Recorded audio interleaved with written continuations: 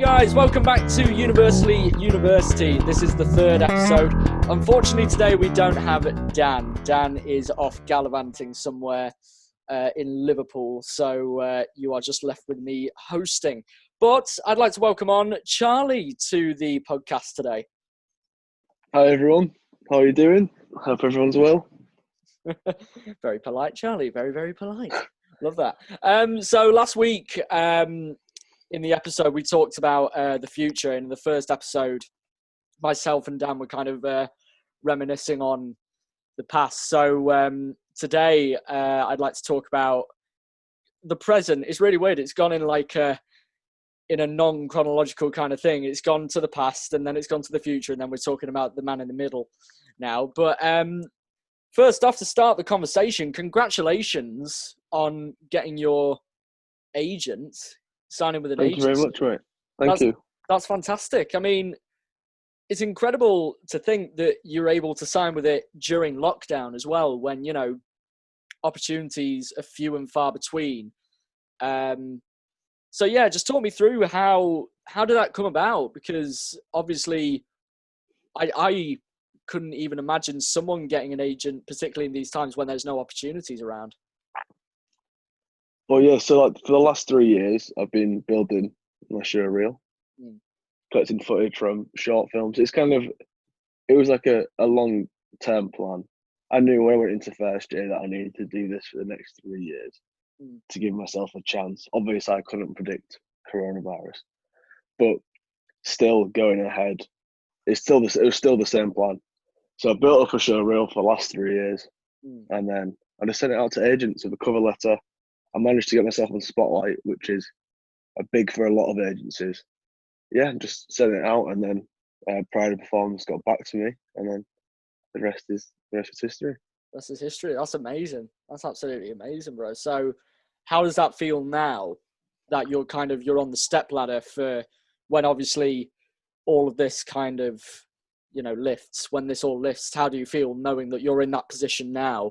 The feeling must feel even better than to say you got it in normal circumstances, because you did really well to get that show reel together, and obviously you've had the plan in place. And like you said before, no one could predict the conditions that were going to be coming out and what we were going to be involved in when we left university. So is the feeling greater, do you think, that you got an agent during lockdown than, say, you would have had if you got an agent in normal conditions?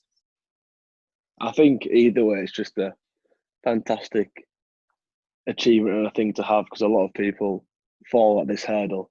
So I think regardless, it's just, it's an amazing feeling. I feel very lucky. And I feel like humbled by it. Like, it's lucky. It's nice to know that hard work does pay off, but now I've got more hard work to do, and that real hard work starts now. So yeah, it's going to be fun.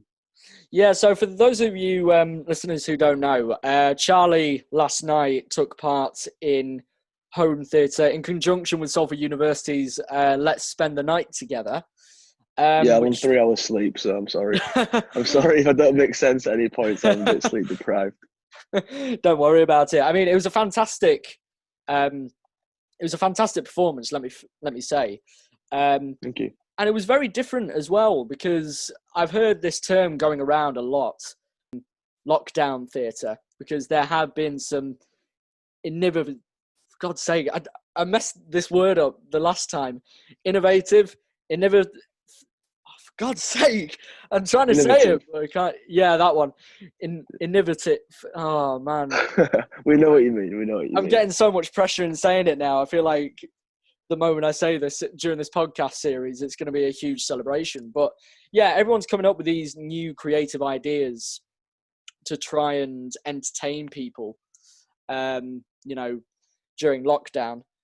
So for you, how was it during the rehearsal process and doing the piece of theatre? How did that feel for you? Just talk us through what it's been like to do that. And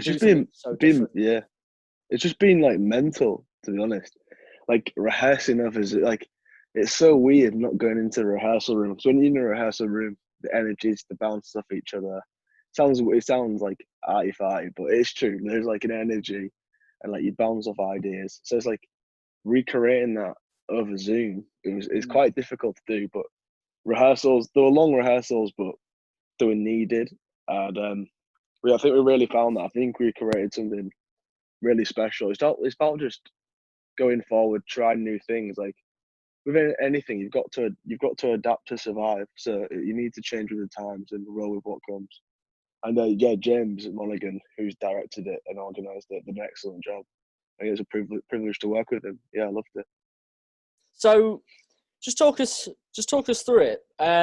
Talk us through that whole piece and what the purpose was behind it. Who did it target, so to speak?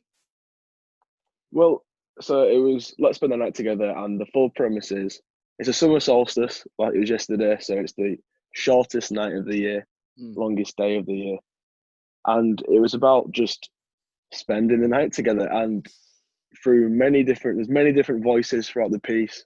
I think there's around 30 performers in total, and it's about just in these unprecedented times where we're all stuck, we're all isolated. It's about thinking about the future and thinking about many different ways that our lives could pan out.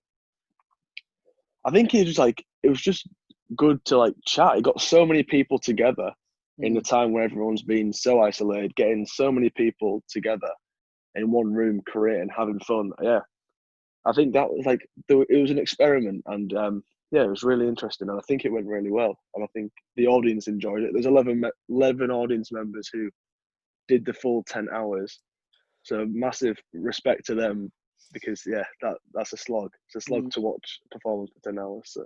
So for you, your slot started at 2:00, I believe, didn't it? Yeah, my group cycle started at 2, but my solo was at 5:20 in the morning. I was the last soloist to go. Yeah. So I'm presuming in between that time, because I came on right when it started at 9:00 and saw all the screens blacked out, and then the music came on. You know, there was a nice piano accompaniment with that, and then you were all giving tours of your rooms, muted and stuff like that. And I found that very powerful. But then you all went off. So I'm presuming at that moment you were all taking a rest and taking the rest that you needed to be ready, or were you doing separate rehearsals at the same time? Well, it was up to the individual performer. So James just said it's down to us. If we want to stay and watch, we can stay and watch. Or if we want to go and chill, we can go and chill. When it comes to performance, I like to zone out until it's the moment. So I did go. I went to go watch Match of the Day just to take my mind off it, and then I came back after Match of the Day ready to go. And this is how I work best. I need time away to get my head right first, and then I'll go in fresh. And I'm really looking forward to watching. There's going to be tending like a film version, like a best bits. So I'm really looking forward to watching that, because I did miss quite a lot of the first cycle, because I was just getting myself ready for my bit. So it'll be really interesting to see that. But I saw in the group chat everyone was going wild about it. So yeah, they were. Yeah, it was really, really nice. It was a really nice thing to see, and it was very different. It was a very different experience, because obviously we've been used to seeing theatre live and stuff like that, and we've never had a situation like this in our lifetime. No one has had a situation like this in their lifetime. So because of everything that's going on, and because there isn't a sense of our normality, a normality that we used to know. I say used to know because the last normality that we had was probably a good few months ago now. So during that time, how have you been developing your skills as an actor? Have you been developing them? Because I think what people who are listening to this would like to know is, how have you been developing as an actor, preparing yourself? Because obviously I know you want to go into acting as a profession. So how have you pushed to achieve that goal when the normal ways that we would have thought would have been open to us have all been shut down temporarily? So first of all, I just want to say, I've seen a lot of people on Twitter talk about this. It's okay to do nothing during lockdown. Just because I've done stuff doesn't make feel like other people that they have to. I just want to get that disclaimer out there first. It's perfectly acceptable to do nothing, because there's not right or wrong way to handle this situation. We've never been in it before. There's no right or wrong way of doing it. completely. But I'm a workaholic, so I have been doing a bit. So I've been working on accents. Well, I've been doing some accent classes, just like the standard ones, the ones that are most marketable. So I've done like RP, because as you can tell by my accent, I've not got an RP accent. I've done a general American, and I'm trying to get a Cockney accent down to just for something different, because all my accents at the minute are northern. So it'd be nice to increase that range. To be honest with you, I've been doing a lot of reading. Books I've read. I wish I read at uni when I was told to read them at uni. What? I mean, what time? This could be a very vague description. I mean, have you been reading books on Vikings? Have you actually been reading non-fiction books? I mean, I read what have you been Stanislavski and the Actor. I actually read page to page Stanislavski and the Actor. Oh no, An Actor Prepares Stanislavski. I read that page to page. Bearing in mind that you were meant to read that for first year, page to page. Yeah. So you're about 3 years late for that, but I mean that's fantastic. But, I mean, yeah. So I've been doing a lot of reading. I've actually really enjoyed it. I have actually bought a Viking mythology book, but I've not read that one yet. I ordered that a few days ago. I'm looking forward to reading that. I mean, to be fair, my reading list consists of finishing the second book of Game of Thrones, which, funnily enough, I actually had started at the start of university, but never got round to it. It's 800 pages, so like every so often I read like 2-3 chapters a month, but now I've been like reading through, and I've plowed through over half of it now in like the last few months. So yeah, I suppose it's just nice to have the time to just like sit down and just, you know what, I'm actually going to read this book. Yeah. And I've just been doing like, so people who go to university, everyone's different, but you get given a big reading list, and 99.9% of people don't read these lists. So I decided, you know what, I'm going to actually read a few of these books now I've got the time. Yeah, and I've actually really enjoyed it, to be fair. That's good. That's really good. I mean, I'm not sure. I think you might know this, but this week, the one just gone, was the week where everyone who had offers from universities, this was the week where they had to accept them. They had to choose whether they were going or whether they were not. And last week, myself, Dan, and Shannon, we talked about the future of theatre after the pandemic. Where is it going to go? So I wonder if we can bring the discussion now to this, because I actually here have a letter to Boris Johnson that was written and signed by loads and loads of actors, actresses, playwrights, directors. There's at least 4 or 5 pages worth of names here. But I'll read the letter out, and then we can have a little bit of discussion about it. So it goes like this. Dear sirs, we are concerned that British theatre is on the brink of ruin. Theatre is one of the UK's most dazzling success stories. In all its forms, whether drama, musical theatre, opera or dance, British theatre is a world-class cultural and economic force, with productions filling venues from Broadway to Beijing. The pandemic has brought theatre to its knees. Theatres do not have the money to operate viably with physical distancing. It is difficult to see venues opening before the end of the year. Research by UK Theatre, Society of London Theatre, suggests 70% of theatres will run out of money by the end of 2020. For many, it will be sooner. 4 theatres have already gone into administration, and we are concerned that the number will soon rise dramatically. Culture and creativity is playing such an important part in helping the entire nation through these difficult times. It will play a crucial role as we emerge from the crisis. It is difficult to underestimate the importance of theatre and storytelling to our national identity. More people see a theatre show each year than attend all league football matches in the whole of the UK. We call on the government to urgently consider the submission from UK Theatre calling for moves to sustain the workforce, support theatre recovery, and safeguard the future of the theatre industry through an emergency relief fund and the creation of a new cultural investment participation scheme for the sector from government, a national pledge for culture. And that's where it ends. So obviously we've heard how threatened the industry is in the current climate. And yeah, so what's your opinion on what is going on at the moment to theatre, and where is the pandemic leaving it at the moment? First, I just can't believe that it's more people go to theatre than football games. I know. I I didn't saw know that that. part, and I saw that part, and I was a bit taken aback. I was like, really? But you can understand it, because I believe that I think I saw a stat the other day that said that theatre and the culture and culture, it contributes a large amount to the British economy each year. So I can kind of believe that now, thinking about it.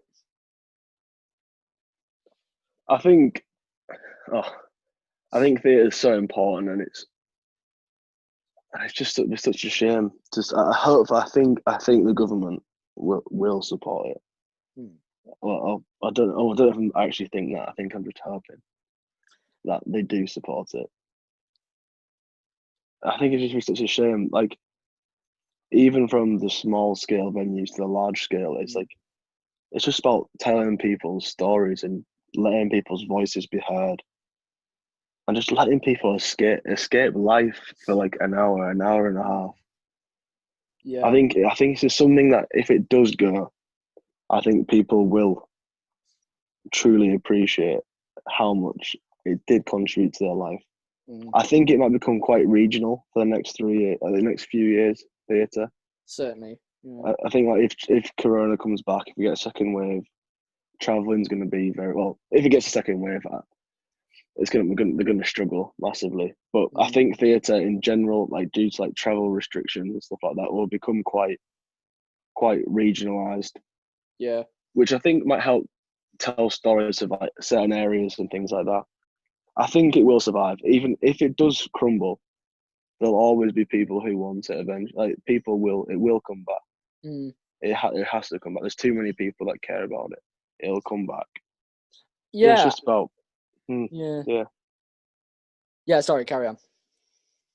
Yeah, I don't really know where I'm going. I don't really know where I'm going with it. I can't remember what your question was. So it's just. Question was just, we're obviously entering this discussion about what we think is going to happen to theatre following this pandemic. But at the moment, because we can't see a way, we're struggling to see a way for theatres to survive, because obviously it costs for them. I read in another article that it does cost for them to keep them shut down. It costs masses and masses amounts of money for them to stay closed. So that's where all the money is draining from, because you'd think to yourself, right, they're not using the theatres, so why are they still, paying for bills and stuff like that if it's just not being used? That's just, it's just unbelievable. And I think, so the overall question I'm thinking of is, where do you think, or what do you think will, let me start that again. What do you think will happen to theatre following the pandemic? Where do you think it's going to end up when this does eventually end? Because surely there is an ending in sight for a lot of it now. But with the situation that we're in at the moment, and the possibility again of a second wave, but also the fear, the wave of fear that is created by coronavirus, particularly with the 2 meter distancing, etc.,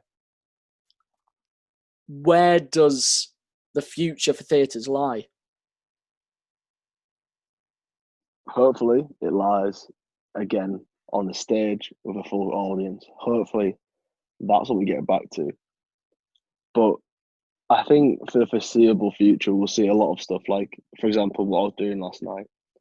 I think what's amazing about the theatre industry is everyone's so creative, and everyone thinks of different alternatives, and people are trying to think. I think it'll become a lot more experimental, because we have to be experimental at the minute, because it's never happened before. Yeah. So everything we're trying is experimental. It's new. It's never been done before. So I think we will get back to eventually, a stage and a crowd. But I feel like for the foreseeable future, it's going to be a lot of stuff online, a lot of like Zoom plays. But I don't think theatre will never die. It never die. There's too many people that care. There's too many creative people, and there's too many people that can get ways around this and can like still entertain people from their house to from their household to another household. So yeah, I think theatre will bounce back. It will bounce back.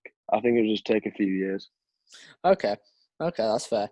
I mean, I think I remember seeing as well, you took part in another lockdown film, I think, written by Jason Gregg. Am I correct? I wasn't in that. I was just in the start. I wasn't like a character in that. But I am doing a lockdown web series called Fowler's Fair, and I'm not there. Very nice, very nice. When's that all coming out? Well, the IMBD page is live, so I'm assuming it's going to be coming out soon. I think it'll be coming out soon.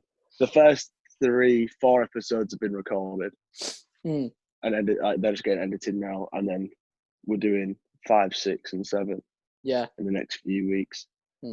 So I don't think it'll be too long until that series out. All the promotional stuff's out, like the posters, the pages.